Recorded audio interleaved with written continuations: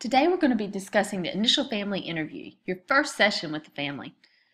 This session is the bridge to all of your other family work, and we'll be talking about how do you orient yourself in the session and what can you expect as a family counselor or as a counselor working with families. In your initial session, you're going to have structure and goals. There are a lot of different models that you can use for setting the structure and goals of your initial session. We're going to discuss some of the older ones. These are foundational models that are ones that elements of them still hold true in all models that are used today. Most begin with a basic assessment of the family and then a development of a definition of the problem. You build a connection, a joining with your family, and then you get to know the family some and do an initial assessment or a set of initial assessments, and then develop a plan for identifying what you see as the primary problem. Haley's stages included social, problem, interactional, and then goal setting. Goal settings together with the family. And in the beginning sessions, you gather specific behavioral information. You're just trying to understand what is the concern, what's the issue that has brought this family to counseling. Joining. What do we mean by joining? Well, in your techniques course, you would have covered this.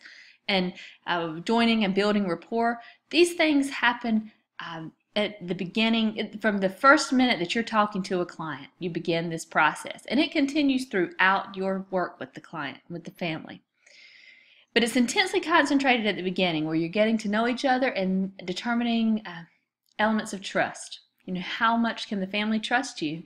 How genuine do they believe you are? It's a major focus of your initial session is that joining. There's definitely some very important steps in joining. Greet each family member by name.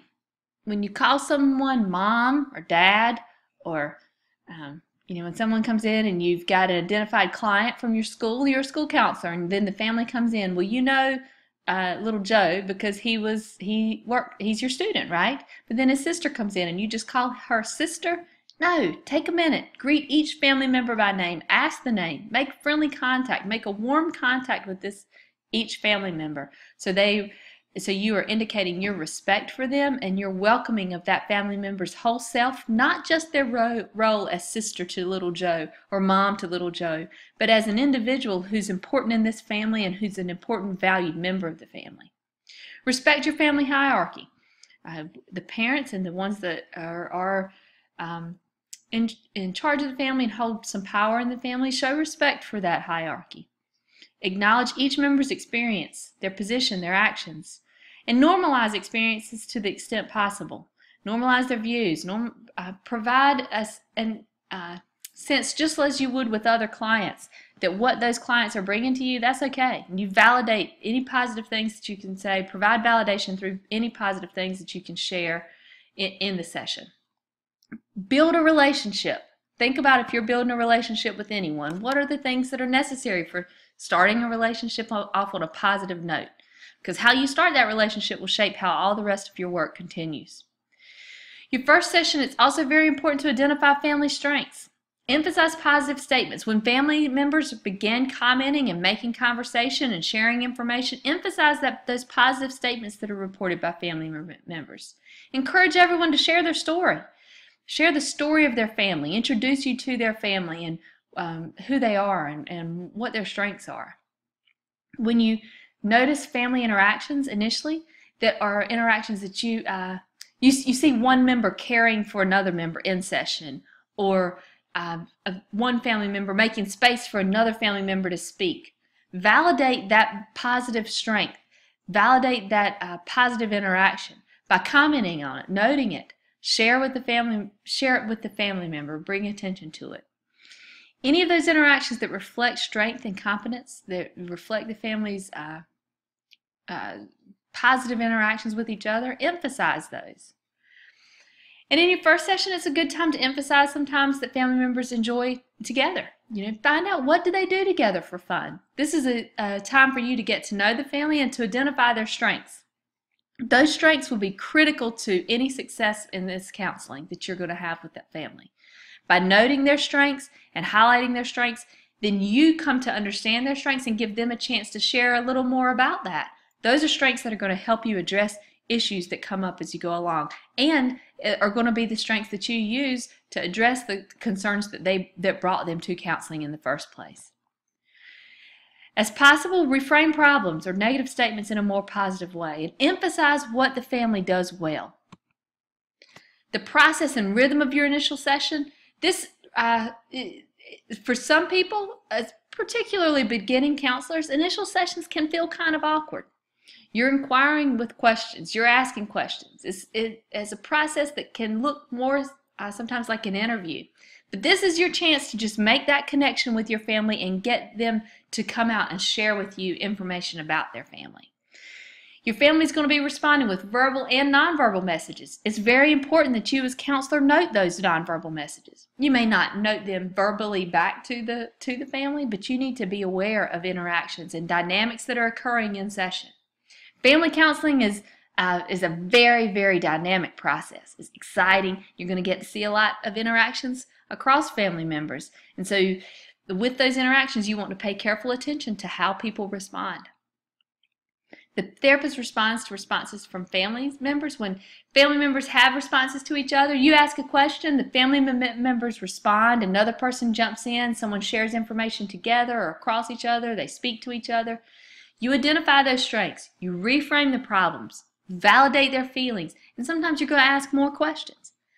This is a chance to start your counseling off on a positive note, not a Pollyanna-ish note. You know, you're not naive and unaware of the issues that are difficult for the family, but you are recognizing their strengths. You're highlighting their strengths, and you're highlighting the positive relationship that they have in place. That's why they're there in counseling. They care about each other, and they want to succeed. They want to do things in a way that allows everyone in the family to be successful, happy, and well. And as a counselor, you're going to try to see what are their strengths and how can you help them use those strengths to address issues.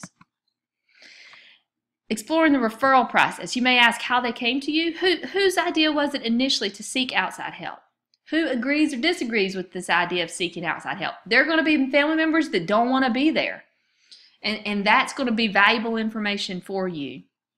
How did you know to come here? How did you choose this counseling center? Or how did you choose to work with me? These are questions you want to decide and to determine, because within those answers, there's all kinds of useful information that's going to be helpful to you. Explore any perceptions of previous experiences with counseling. You know, what are your preconceptions? What do you expect to take place in this session? And that part about how did you decide to come here, that tells you something important too. What do they know about you? And what is maybe the proximity of your office, your specialties, what is it that brought them to you, and how does that matter? Then you begin to assess your client's definition of the problem. What brings you here? What might be helpful for us to discuss? Who first noticed this issue, and how long ago was this? What led family member A to conclude that this was a problem? These are all questions you might ask. This question of what are the differences between the times the problem does and doesn't occur, that's an important one to consider. And what will happen if things don't change? If things don't change, what will happen? That's important to understand, because it helps you to know, is this family at a point of dissolution of a partnership?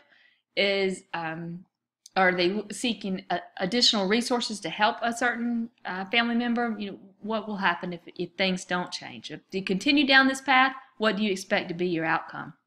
And then that piece, that positive note, how would you like your family to be? You know, what do you want for your family? What are your dreams for your family? How you ask that question, the question in all, what do you want for your family? That's your question. But how you ask it is going to depend upon your joining.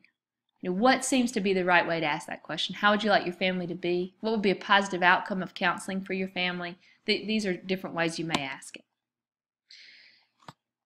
As you're in session, as I said, it's going to be very dynamic. That first session is very dynamic, and you're trying to get to know, take in a lot of information, but you also have to be tracking interactional sequences. How do people sit? Who led the family into the session? Like, who walked in? Who determined how family members sat? You know, who says what to whom? Who speaks when? What happens when one person speaks? What patterns of interaction do you notice? What are the sequences and the processes that you're seeing in this family as they're sitting in front of you? Does any one person seem to be a spokesperson for the family? Does any one person seem to be trying to always take it back to a positive note? Who seems to control the tenor of the emotion for the family in session? Sometimes that can be very hard, difficult to see at the beginning. Sometimes it's patently clear, obvious, patently obvious. These are things, interactional sequences. You want to be tracking interactional sequences. And then developing your therapeutic contract. This is your professional disclosure statement, that part, and then expectations for counseling, okay? Your informed consent. Explore your client expectations. What do they expect? How do they expect the process of counseling to work? What do they expect they will do in counseling? What questions do they have? Talk about the role of the therapist, the counselor. What do they expect to be the role of the counselor? How do they think you'll act? These are questions you want to work out with them. What are their expectations? Provide some rationale for your goals and for the roles. Explore motivation and commitment. That will tell you a little about who holds power in the session too, and who holds power within the family. And then you'll address your informed consent. All of these are basic components of your initial session. Your initial session is going to be primarily comprised of joining, getting to know your family, doing initial assessments of the dynamics that you see at play, interactional sequences for the family, and the power structure within the family. You're going to try to assess that as you go. You may have some formalized assessments that you also utilize based upon where you are, what clinic you're working with, or where your office is, or how your practice works. And then the sharing of your informed consent. That basic expectations for counseling. This is how counseling typically works. This is what they have expected. This is how we get on a shared understanding of how our sessions and our time together and our process will look. That's really, really important. It can always be revisited, but it starts in that first session. And it's very important that you make sure that part gets done in that first session. You're joining and focusing on the positives of the family, the strengths and the positive interactions that they have with each other. That'll be validating for the family, and it will help you connect with them. The initial session is fun, it's dynamic, it can sometimes feel a little intimidating, but it is it is the door you walk through that opens you to all the rest of your work with the clients. That bridge from that first session to the rest of your work, it's an exciting time, and it provides you with an opportunity to make really strong connections that can lead to positive success in counseling.